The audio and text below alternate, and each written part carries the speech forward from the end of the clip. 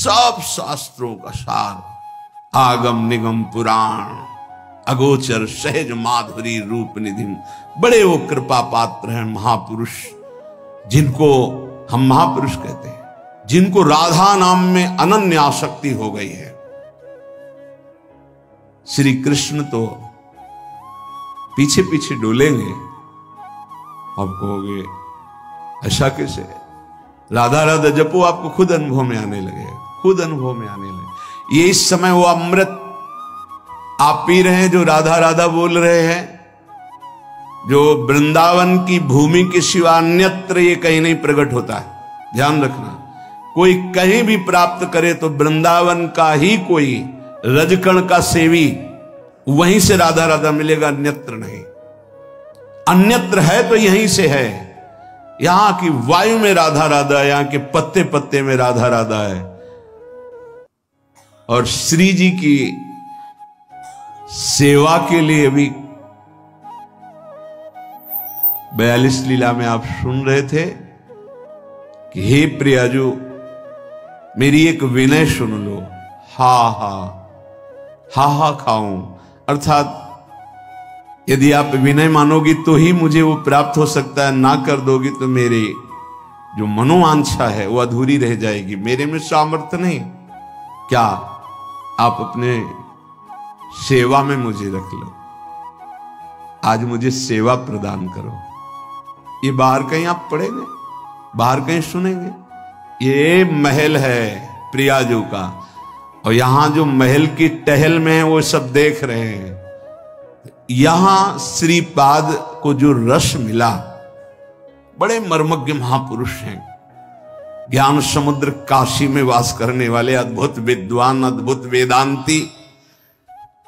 जब इनको ये रस मिला वृंदावन का, तब ये कह रहे हैं कि मेरी बात मान लो, यत्तद वलगंतु शास्त्रण्य हो जनतया गृह्यताम यत्तदेव।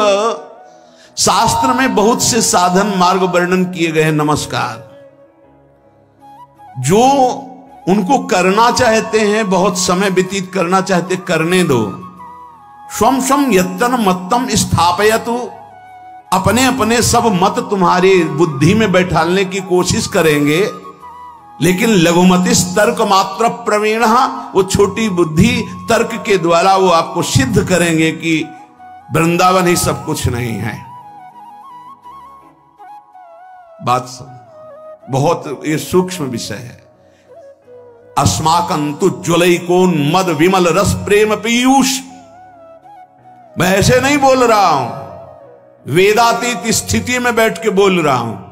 वेदातीत स्थिति अवच्छिन्न अनुरागम लभते, उस प्रेम पीयूष से बात कर रहा हूं, उन्मत्त होकर के कि सब तज वृंदावन का आश्रय लेकर राधा राधा रट, देख तुझे क्या प्राप्त होता है। अब पैसा तो लगा नहीं, इसलिए इसमें कीमत समझ में नहीं आएगी। बहुत सूक्ष्म विषय है।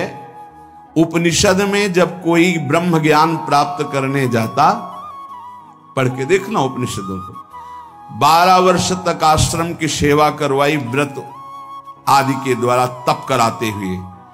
छांदोग्य उपनिषद की बात कर, फिर उसमें बोल दिया तुम मन नहीं हो, चिंतन करो।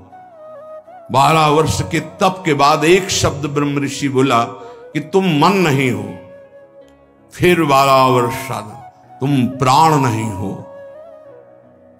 अपने आप अनुभव हो गया मैं कौन हूं, वो बताना नहीं पड़ा। नहीं नहीं नहीं तो जो है वो।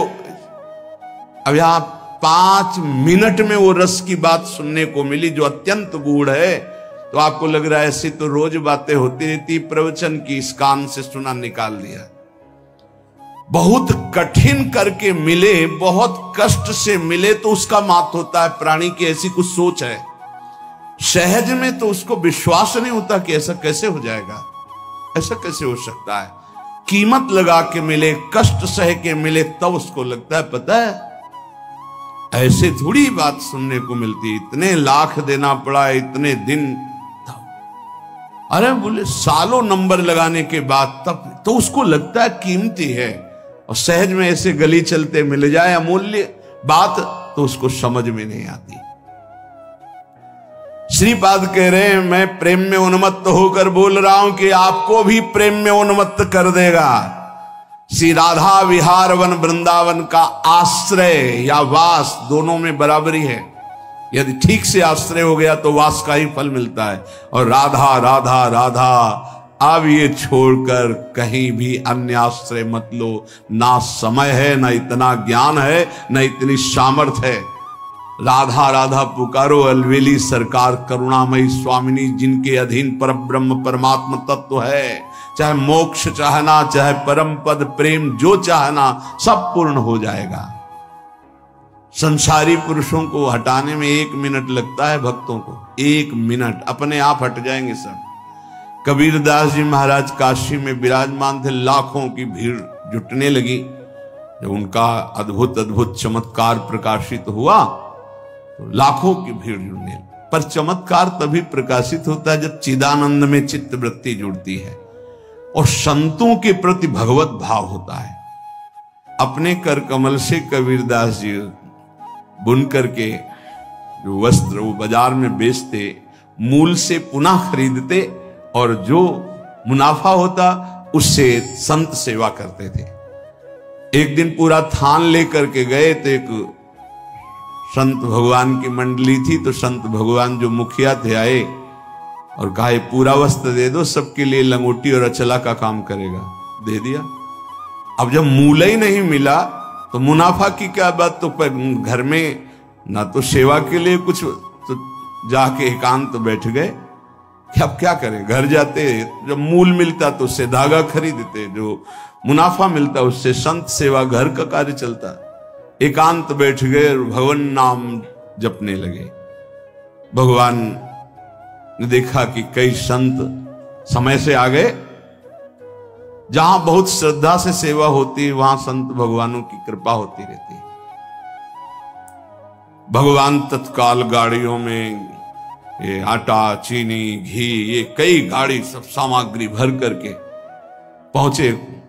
कबीरदास जी की माता जी थी, उनसे कहा कि आज वो आ नहीं पाएंगे, किसी कार्य में हैं, ये सब सामग्री भेजी, आज बड़ा मुनाफा हुआ है। बहुत बड़े धनी को उन्होंने वस्त्र बेचा है, जबकि एक मूल भी नहीं मिला था, कुछ संत को दे दिया था।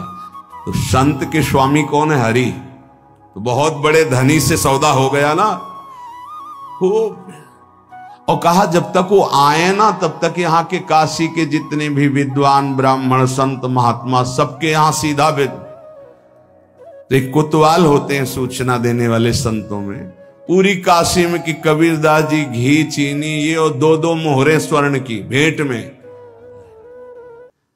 तो जहां कबीरदास जी एक झाड़ी में छुपे भजन कर रहे थे, वहां से कई लोग निकले, बोले धन्य है कबीर जी को, कितना सामग्री उत्साह पूर्वक बांट रहे थे। अरे भाई बोले हम तो सोचा था सामग्री मिलेगी, लेकिन 2-2 स्वर्ण मोहरे मिली। कबीरदास जी ने कहा हम तो यहाँ छुपे बैठे, कुछ था ही नहीं, ये कैसे? जब वहां पहुंचे तो वहां लाइन में सब बट रहा था। मां बड़ी प्रसन्न थी, बच्चा आज तुमने सौदा किस धनी से किया, बहुत माला माल कर दी। वो मुस्कुराए और चुप। बड़ा यश फैल रहा था। कबीरदास जी ने विचार किया कि तो वो ठीक नहीं है, ज्यादा यश कीर्ति भीड़ तो फिर भजन में बड़ा विघ्न पड़ेगा। एक चाल चलते हैं जिससे साफ भाग जाएंगे। काशी में परम भाग्यवती वैश्या भी रहती थी, जो काशी में रह रही, जनकपुरी में थी जैसे पिंगला वैश्या। उनके पास जो ही गए तो खड़ी हो गई दंडवत करके, महाराज आपका दर्शन तो यहां उचित नहीं है, कोई देख भी लेगा तो अश्रद्धा कर लेगा, हम लोग ऐसी नीच मानी जाती है समाज में आप। तो उनका नहीं, हम तो आए हैं आपके सानिध्य की याचना करने। कुछ समझ में नहीं आया कि इतने बड़े महापुरुष वैश्या के सानिध्य की। बोले अगर आप एक सहयोग कर दे हमारा तो। बोले हाँ। बहुत विघ्न पड़ने लगा, भजन में बड़ी भीड़ इकट्ठा होती है, तुम केवल थोड़ा सहयोग कर दो कि काशी की 2-4 गलियों में प्रधान हमारे गले में हाथ डालकर बस चल दो, और सब हम संभाल लेंगे, सब खत्म हो जाएगा। अब महाराज कोई पूछेगा नहीं। बोले इसीलिए कोई हमें पूछे ना, हम इसीलिए। तो महाराज हम तो निर्लज ही है, जहां चाहो चाहे और आपके साथ हमें और कोई। गंगा जल भरा, थोड़ा उसमें रंग मिलाया, बीच बीच में गंगा जल का घूंट। और राजा तक काशी नरेश ने जब सूचना सुनी, शिष्य थे, ऐसा कैसे कर सकते हैं गुरुदेव, ऐसा कैसे कर सकते हैं, लाखों की श्रद्धा का नाश हो गया, ऐसा कैसे कर सकते हैं। कोई दंडवत प्रणाम। कुछ जो भागवत जन थे वो कहते कि भाई कुछ भी हो, है इनकी लीला। हमारी दृष्टि में तो जैसे कल थे वैसे ही आज है, पर प्रायः बहुतायत में अरे सब। अब राजा को अश्रद्धा हो गई, नहीं ऐसा नहीं हो सकता, ऐसा नहीं कर सकते। बड़ा मतलब मन खिन्न था। पहुंचे वहां कबीरदास, उतर के साष्टांग दंडवत करता था, कोई दंडवत नहीं। गुणमानी संसार, तभी तो वह कह रहे उड़िया बाबा की भक्त को केवल भगवान जानते या जना दे तो जानते। थोड़ी देर खड़े रहे, कमंडल से जल लिया, बोले शांत शांत शांत। उनका महाराज ये क्या लीला है, अब क्या जमाना चाहते हो, हमने तो देख लिया ना आपको। बोले तुमने देखा ही नहीं, इस समय सेवा जगन्नाथ जी की सेवा में थे, उनके वस्त्र में आग लग गई तो उसी को बुझा रहा था।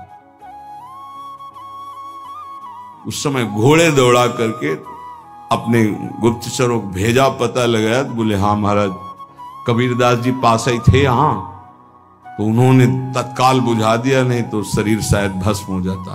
बोले वो तो हमारे पास थे वहां। बोले वो सिद्ध पुरुष है, भगवत प्राप्त महापुरुष है, आए साष्टांग दंडवत की। बोले गलती हो गई, हम आपको पे। बोले आपको इसलिए मैंने अपना परिचय दिया है कि अगर राजा धर्म भ्रष्ट हो जाएगा तो ठीक नहीं है, ये तो बावरी प्रजा है।